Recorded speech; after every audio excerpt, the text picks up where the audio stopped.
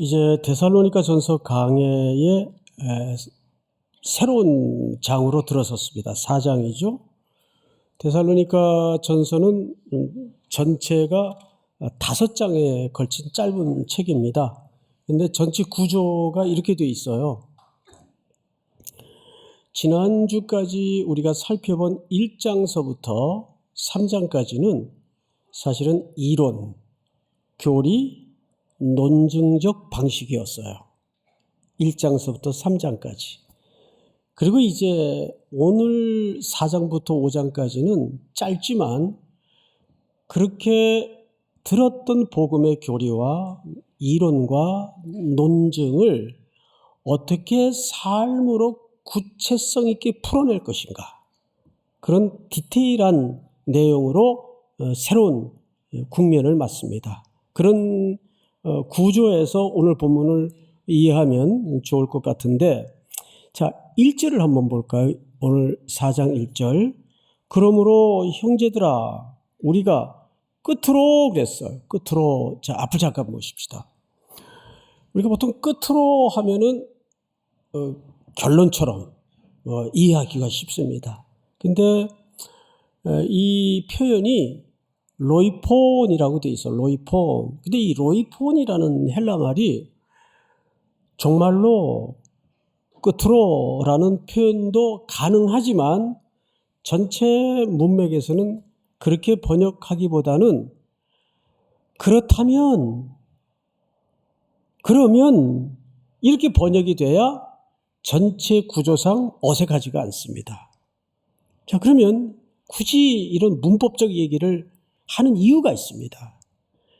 그렇다면 이라는 말은 그 다음의 이야기들이 실질적인 본론이란 뜻입니다. 마무리가 아니라 앞에 긴 석장에 걸쳐 이론을 얘기했고 교리를 얘기했고 논증적 방식을 얘기했다면 끝으로가 아니라 그렇다면 이라는 말은 사실은 지금부터 진짜 내가 이 얘기하고 싶은 게 있다, 이런 의미를 포함하고 있는 거라고요. 1절을 다시 보십시다. 그러므로 형제들아, 우리가 그러면 주 예수 안에서 너희에게 구하고 권면한다. 자, 여러분, 여기 대전제가 하나 있어요. 누구 안에서? 주 예수 안에서.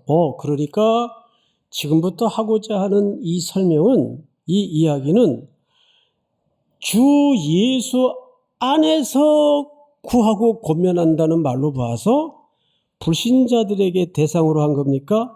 이미 그리스도를 영접하고 성도가 된 입장에서 그분들에게 하는 얘기입니까? 후자죠? 그러니까 오늘 이 권면은 사도 바울이 성도들에게 하는 얘기구나, 불신자들에게 하는 얘기가 아니에요. 어디에 있는 성도들? 데살로니가의 도시에 사는 성도들에게, 주 안에 견고히 뿌리가 내린 성도들에게 하고 싶은 얘기다. 자, 그런데 어느 정도로 강력하게 얘기했는지 뭔가를 구하고 권면하고 싶다. 이게 뭘까? 봤더니 이렇게 돼 있어요. 너희가 마땅히 어떻게 행하며, 이제 실제적인 삶에 대한 이야기가 나오죠. 너희가 마땅히 성도라면, 그리스도 안에 있는 사람이라면 어떻게 살아야 되고 어떻게 사는 것이 하나님을 기쁘시게 할 수 있는지를 우리에게 배웠다. 이미 사도 바울이 잠깐 일행들과 함께 데살로니가 도시에 복음을 전할 때 어떻게 살아야 되는 게 바른 삶인지 이론으로, 교리로, 논증적인 방식으로 이미 설명했다 그 말이에요. 너희가 우리한테 배웠지 않냐, 그 얘기를 하는 거예요. 자, 그 다음 보십시다. 우리에게 배웠으니 곧 너희가 행하는 바라 더욱 많이 힘쓰라. 자, 여기서 좀 모호해집니다. 너희들이 그 배운 대로 잘 살고 있다. 고맙다. 디모데가 데살로니가에 들러서 가지고 온 소식에도 2가지 깊은 소식을 전했었죠. 우리 앞서 시간을 통해 배운 대로 선생님 데살로니가에 가보니까 성도들이 어린 성도들이지만 이제 생성된 지 얼마 안 되는 약한 교회지만 사도님들이 전해주신 복음을 견고하게 잘 붙들고 있습니다. 걱정 안 하셔도 돼요. 근데 그것뿐만이 아니에요. 서로 사랑하고 구제하고 배운 대로 실천하려고 굉장히 애쓰고 있어요. 이런 소식을 디모데가 갖고 왔었단 말이에요. 그래서 바울이 위로를 받았어. 그런데 그런 성도들에게 1절 끝에 보니까 더욱 많이 힘쓰라 그랬어요. 자, 그러면 도대체 뭘 얘기하고 싶길래 이렇게까지 집요하게 잘하고 있는 성도들에게 더욱 힘쓰라, 그리고 권하고 기도하고 권면한다, 이런 설명을 밀어붙일까요? 2절을 한번 읽어볼까요? 제가 읽겠습니다. 우리가 주 예수로 말미암아 너희에게 무슨 명령으로 준 것을 너희가 아느니라. 그러니까 사도 바울이 데살로니가에 잠시 머물 때 그 성도들에게 던졌던 권면이 그냥 사사로이 사도 바울의 개인적인 사견이나 의견을 얘기한 게 아니고 주 예수 그리스도의 명령이다. 군인의 덕목에서 명령은 무조건 따라야 됩니다. 순종해야 됩니다. 그게 명령이 갖는 권위적 속성이에요. 그러니까 어느 정도 강하게 얘기하고 싶었는가 하니 명령이다 이거는. 누구의 이름으로? 예수의 이름으로. 사도 바울의 개인적인 사사로운 사견이나 견해가 아니란 얘기예요. 자, 이제 3절부터 무슨 얘기를 하고 싶은가? 여러분 전체가 한번 같이 읽어볼까요? 시작! 하나님의 뜻은 이것이니 너희의 거룩함이라 곧 음란을 버리고. 자, 이제 사도 바울이 정말 하고 싶은 이야기가 등장을 했어요. 너희가 거룩함에 힘쓰라. 거룩함에 힘쓰라. 좀 추상적이죠. 막연해요. 어떻게 하라는 게 거룩한 건가? 여러분, 창조주 하나님 앞에 우리 피조물이 가장 회복해야 될 영적인 본성이 뭔지 아세요? 그 태도입니다. 신자가 하나님 앞에 거룩하다는 것은 무슨 뜻인가 하면, 우리는 보통 거룩하면 공식이 있어요. 의식 속에 주일 성수 반드시 지키고, 새벽기도 한 번도 안 빠지고, 11조 떼먹는 건 언감생심 있을 수도 없고, 이런 어떤 몇 가지 공식이 있어요. 그거 필요하죠. 귀중한 신앙의 행동인 건 사실입니다. 그런데 거룩이라는 것은 그 본질적 가치가 뭐냐 하면 이런 거예요. 하나님 앞에서 피조물인 자녀가, 우리가 누구도 이 사이를 대체할 수 없고 대신할 수 없는 밀착된 관계를 거룩이라고 합니다. 믿습니까? 그러니까 여기에 누구도 비집어 들어올 수 없고 대신할 수 없고 대체할 수 없는 하나된 관계. 이걸 우리 지난 시간에 배웠죠. 뭐라고 설명드렸습니까? 몰입. 우리는 오늘도 넘어져서 진상을 부릴 수가 있고 질척거릴 수가 있어요. 또 연약해서 또 넘어질 수도 있어요. 그런데 하나님은 우리에게 어떤 너희가 완전하냐 퍼펙트하냐 이걸 보시는 게 아니라 내게 집중되어 있는가. 온 인생의 모든 자질구레한 문제서부터 엄청난 문제까지 무슨 경우든지 무슨 일이든지 하나님 창조주 아버지께 내 삶의 시선이 몰입되어 있고 집중되어 있고 하나님과 나 사이에 어떤 것도 대신할 수 없고 대체할 수 없는 밀착된 관계인가? 여러분, 완전하고 온전의 차이가 뭐예요? 우리는 완전할 수 없지만 온전할 수는 있어요. 어떻게 온전할 수 있습니까? 탕자가 아버지의 집으로 돌아와 아버지의 아들로 회복되는 순간 온전해지는 겁니다. 완전하진 않죠. 아버지의 유산을 탕진하고 거짓거리 되고 창기와 노란하다 들어온 아들이 어떻게 완전할 수 있습니까? 근데 그 아들은 아버지의 집으로 돌아와 아버지의 품에 안기는 순간 어떻게 된 겁니까? 온전해진 거예요. 그게 거룩이에요. 자기도 모르게. 우리 안에는 하나님만을 향해야 길이 있다는 영적인 택함 받은 자들의 뭐가 있어요? 본성이 있어요. 그걸 회복하는 걸 성경은 뭐라 그래요? 거룩이라고 한다고요. 거룩. 믿습니까? 그런데 오늘 이 거룩의 문제가 결국은 내가 퍼펙트한 인간이 되라 그 얘기가 아니라 주님께 올인해라. 주님만 몰입해라. 어떤 상황과 어떤 경우 속에서도 이걸 성경은 거룩이라고 얘기한다고. 자, 신랑과 신부가 커플이 되어 결혼을 했어요. 그러면 신부가 가장 거룩한 건 어떻게 거룩한 겁니까?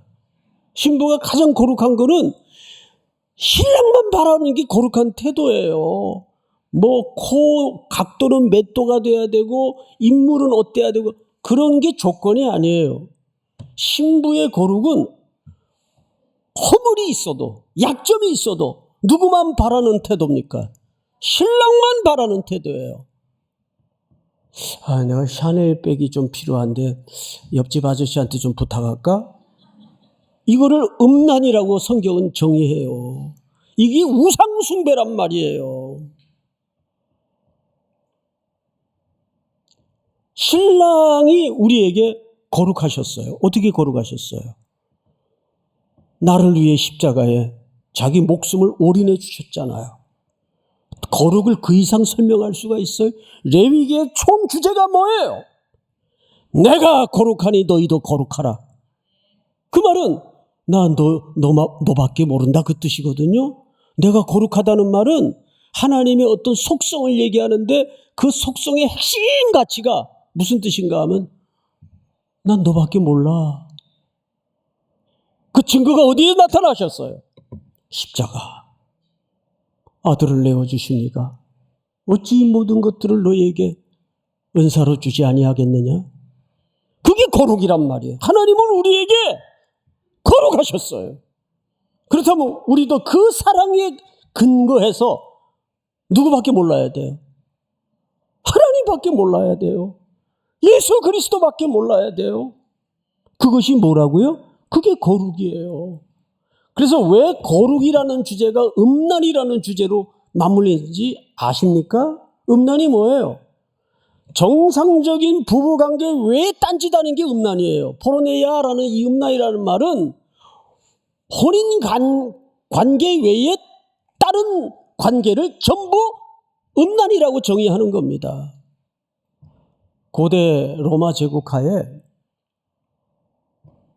모든 데살로니가 도시를 포함해서 도시는 전부 신전이 있었어요. 도시신이 있었고 로마 제국의 신이 있었어요. 그 신전에는 누가 사냐 하면 성전 창기들이 삽니다. 그래서 도시의 사람들이 그 넘치는 돈들을 들고 들어와서 또는 거기 조각물들을 사고 공덕을 기리고 경배를 하면서 신과 어떻게 접촉하느냐? 그 신전의 창기들과 함께 접촉을 해요. 그래서 창기들이 신과 접촉하는 매개물입니다. 매개물. 그러니까 그 속에는 온갖 음란과 소돔과 고모라가 형성이 되고 있는 겁니다. 우상숭배죠. 우상숭배라는 건 다른 게 아니에요. 하나님 외에 모든 것들을 숭상하는 것을 우상숭배라고 얘기합니다. 그래서 여기 거룩과 음란이라는 주제는 그런 관점에서 맞물리는 겁니다. 하나님은 우리를 창조하실 때 한 남자와 한 여자가 결합해서 부부가 되도록 설계하셨습니다. 맞죠? 한 사람과 한 사람이 아니에요. 이걸 자꾸 사회적인 요인으로 병리학적인 요인으로 접근해서는 안 돼요. 성경이 분명히 죄라고 말했기 때문에 한 남자와 한 여자가 만나서 부부로 맺어지게끔 창조의 질서가 그래요. 믿습니까?